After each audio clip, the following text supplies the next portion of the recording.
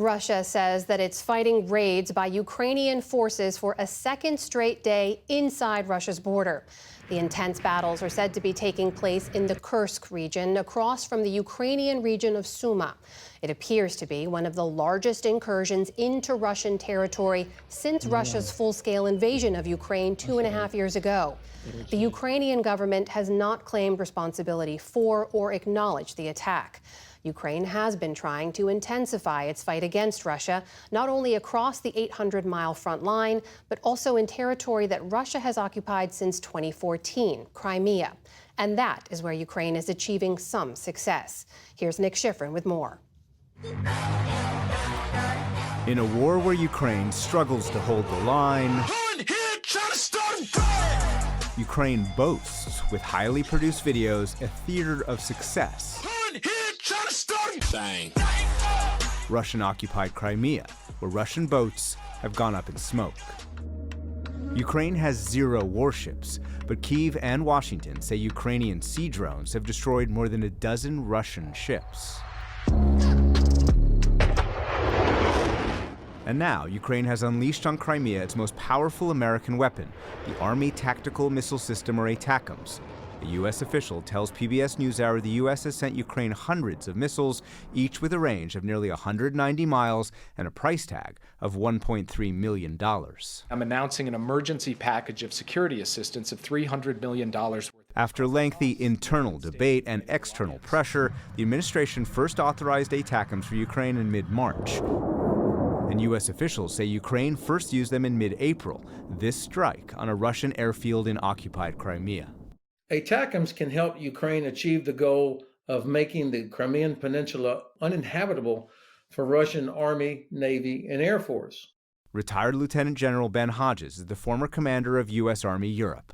He's long argued the road to Ukrainian victory runs through Crimea, whose 2014 annexation is one of President Vladimir Putin's crowning achievements and where the Russian military has expanded ever since. Now Ukraine has enough ATACMS to be able to hit all the airfields, every ship that's in Sevastopol in the harbor, and other important facilities. That's the goal, make that place untenable for Russian forces. U.S. officials confirm ATACMS helped sink a Russian submarine last weekend and have damaged or destroyed Russian airfields and at least a dozen Russian air defense batteries in Crimea, including some of Russia's most advanced, S-300s and S-400s. And among the warships, the Cyclone, one of the first sunk by a ballistic missile. Ukraine's attacks helped force Russia's most valuable naval assets out of Crimea into southern Russia. When I was younger, so much younger than today.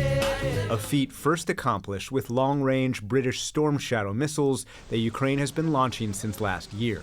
These hits matter a lot, partly because of the fact that the Russians cannot replace them. Crimea is a launching pad of all sorts of different missiles, rockets, drones that are hitting civilian infrastructure. The ability to do that has been significantly reduced. These tactical gains help advance a strategic goal: keep Ukrainian commerce flowing through the Black Sea.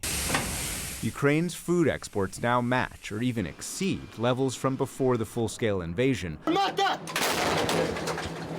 That income is critical to keep Ukraine's government afloat so it can pay soldiers' salaries and to Ukraine's long-term $500 billion reconstruction. Over the course of this war, Ukraine has gained an entirely new status in the Black Sea. This region will now always be free from Russian dominance. The U.S. and Ukraine also say ATACMS could challenge Russian supply lines into Crimea, including via ferry. U.S. officials confirm ATACMS damaged 2 ferries that Russia uses to move fuel and ammunition, and Ukraine destroyed the third. Those strikes penetrated one of the most fortified air defenses on the planet around the Kerch Bridge, which connects Crimea to mainland Russia. Ukraine set it ablaze in October 2022 with an improvised explosive device that Russia said was equivalent to 10 tons of TNT. In December 2022, Putin took a drive to reassure Russians the bridge was solid. In July 2023, a Ukrainian sea drone hit it again. But U.S. officials confirm that Russia has shot down ATACMS, including in late June, when shrapnel from a shot-down missile that was aimed at a military target instead rained down on beachgoers. Russian media showed sun loungers used as stretchers. and Russian officials said the strike killed at least 4 people, including children, and wounded 150 more. If the U.S. and Ukraine want Crimeans to feel unsafe, tourists told local journalists it's working. We hope for the best, but of course, deep inside we have a sense of danger. But the biggest danger to Ukraine exists far from Crimea. In the east, Ukraine has struggled to hold the line after shortages of manpower and munitions. Some experts question whether Crimea is the most vital front for an American weapon in relatively short supply. This is of great significance, but it doesn't critically affect the overall future of the war. Anatol Levin directs the Quincy Institute's Eurasia program. He says ATACMS would be better saved for an expected Russian offensive. There is therefore a case for the Ukrainians conserving their ATACMS and other weapons and ammunition for that moment. Ukraine also wants to use ATACMS elsewhere, inside Russia, especially on bases with planes that drop devastating 2,000-pound bombs. But the U.S. restricts ATACMS use to inside Ukraine. We can protect our cities from Russian guided bombs if American leadership makes a step forward and allows us to destroy Russian military aircrafts on their bases. But until the U.S. takes that step, Crimea is a concentrated target and an example of Ukrainian success in a war of attrition with no end in sight. For the PBS NewsHour, I'm Nick Schifrin.